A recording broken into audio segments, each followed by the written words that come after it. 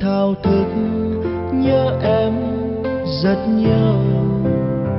Dù chưa gặp em một lần nhưng biết sẽ bên em trọn đời. Anh luôn mong một ngày được gặp em. Hãy ngủ ngoan đi nhé, vợ yêu tương lai của anh. Chìm vào giấc mộng say, quên đi hết những muộn phiền.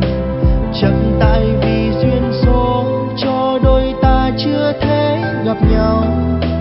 Người hãy chờ anh nhé, anh sẽ đến bên em ngay thôi.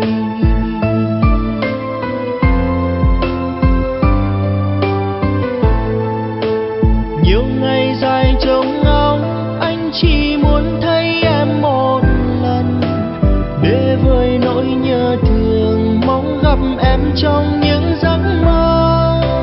Dù rằng lòng vẫn biết chưa đến lúc ta là của nhau, nhưng rất muốn bên em để cùng em sớt chia buồn vui.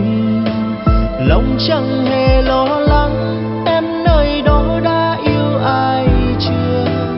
Anh vẫn chỉ cô đơn là vì em